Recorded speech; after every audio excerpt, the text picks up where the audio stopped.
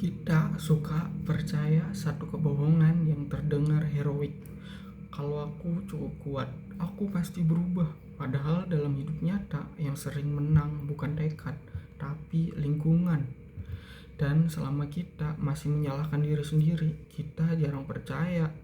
Kita jarang curiga pada lingkungan yang diam-diam mengendalikan hidup kita. Bagian 1, refleksi pribadi. Aku dulu sering kecewa pada diri sendiri. Sudah niat, sudah janji, tapi tetap mengulang kebiasaan yang sama. Sampai akhirnya aku sadar, mungkin masalahnya bukan aku yang kurang kuat, tapi karena aku hidup di lingkungan yang terus mendorongku ke arah yang salah. Contohnya, misalnya ingin fokus kerja, tapi meja kerja penuh distraksi. Ingin hidup lebih tenang, tapi notifikasi tidak pernah dimatikan. Lalu kita heran kenapa gagal, padahal setiap hari kita berenang melawan arus. Bagian 2, ide inti. Lingkungan bekerja tanpa kita sadari. Buku ini menjelaskan satu hal penting. Manusia adalah makhluk yang reaktif. Kita merespon apa yang kita lihat, dengar, dan hadapi setiap hari. Contohnya, kalau makanan tidak sehat selalu terlihat, kita akan lebih sering memakannya. Kalau HP selalu di dekat tangan, fokus akan kalah. Bukan karena kita lemah, tapi karena otak kita memang bereaksi seperti itu. Bagian 3, ide inti 2. Tekad itu terbatas, lingkungan tidak. Tekad mengandalkan energi, mental, dan energi itu terbatas. Lingkungan tidak pernah lelah, ia bekerja 24 jam. Contohnya, hari ini kamu mungkin kuat menolak distraksi, tapi besok, minggu depan, bulan depan, lingkungan yang sama akan terus menguji kamu sampai suatu hari kamu menyerah bukan karena gagal, tapi karena lelah. Bagian 4, ide inti ketiga. Perubahan nyata itu soal mendesain lingkungan. Buku ini tidak menyuruh kita mengandalkan tekad. Buku ini menyuruh kita mendesain lingkungan agar perilaku baik terasa mudah dan perilaku buruk terasa merepotkan. Contohnya, kalau ingin baca buku, taruh buku di tempat yang mudah terlihat. Kalau ingin kurangi scroll, hapus aplikasi atau jauhkan HP, atau matikan HP.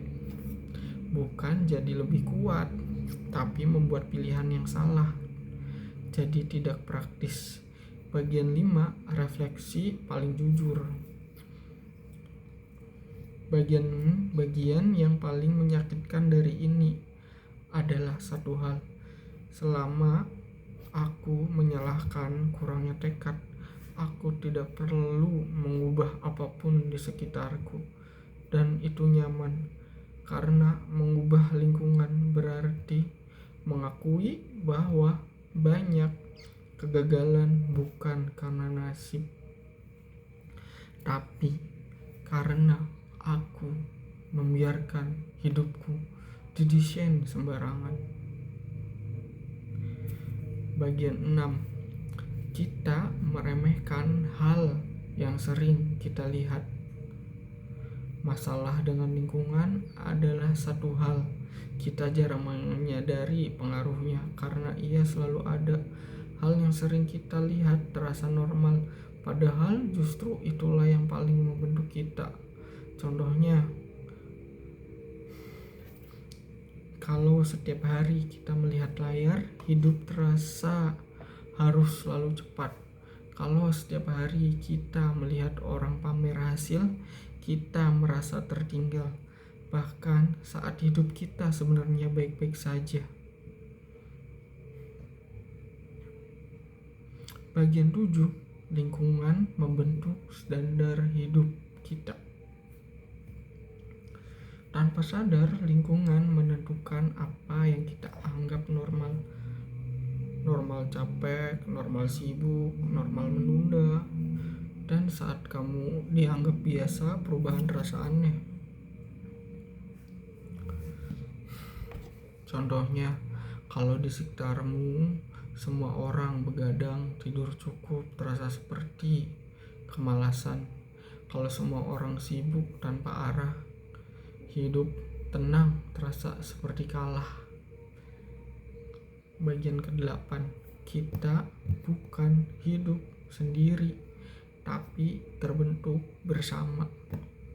Buku ini mengingatkan satu hal penting. Kita jarang berubah sendirian. Kita berubah bersama lingkungan kita.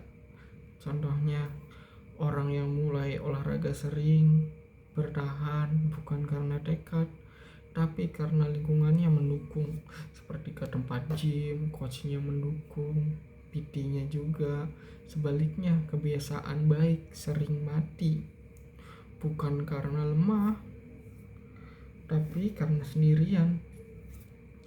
Bagian 9, tekad habis, lingkungan tetap bekerja. Tekad itu seperti baterai, ada habisnya. Lingkungan tidak pernah habis. Ia terus mempengaruhi kita, bahkan saat kita lelah, sedih, atau tidak peduli. Contohnya, saat kamu capek, kamu tidak berpikir jernih. Di detik itu, lingkungan yang buruk akan menang secara telak. Bagian 10, kesalahan besar menyalahkan karakter. Kita terlalu cepat menyimpulkan aku memang seperti ini, padahal seringkali yang salah bukan karakternya, tapi konteks hidupnya. Contohnya, orang yang dianggap malas bisa sangat rajin kalau lingkungannya tepat. Betul, itu memang contoh nyata ya. Dan orang yang terlihat disiplin bisa runtuh kalau lingkungan berubah. Contoh yang biasa hidup di militer tiba-tiba hidup di perdesaannya tanpa ada aturan. Bagian ke-11, mengubah lingkungan bukan berarti lari. Ada anggapan keliru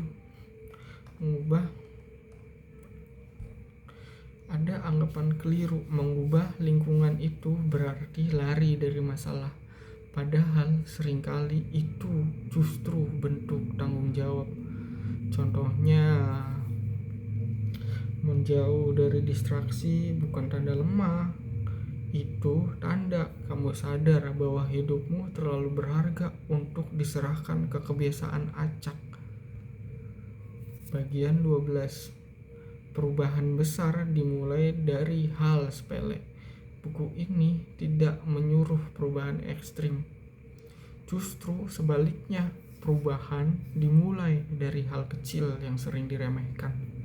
Contohnya, meja kerja yang rapi, aplikasi yang dihapus, jadwal tidur yang dijaga. Hal-hal kecil terlihat sepele, tapi dampaknya panjang. Bagian 13, kebebasan datang dari batasan. Ironisnya, kebebasan sering datang bukan dari pilihan tak terbatas, tapi dari batasan yang jelas. Contohnya, saat pilihan berkurang, keputusan jadi lebih ringan. Dan saat keputusan ringan, konsisten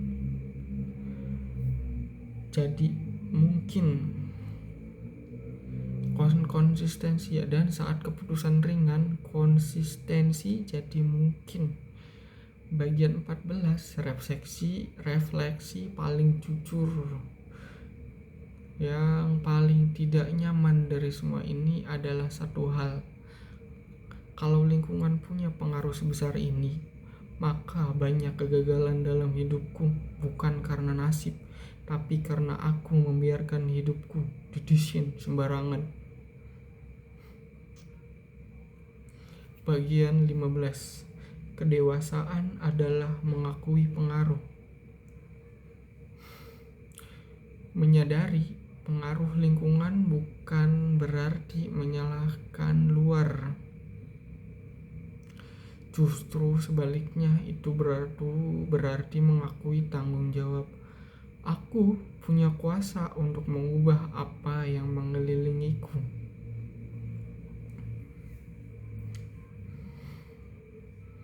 Kalau hidupmu terasa berat, mungkin bukan karena kamu kurang kuat. Mungkin karena kamu terlalu lama hidup di lingkungan yang membuatmu kalah pelan-pelan. Buku ini tidak meminta kamu jadi pahlawan. Buku ini hanya meminta satu hal dewasa.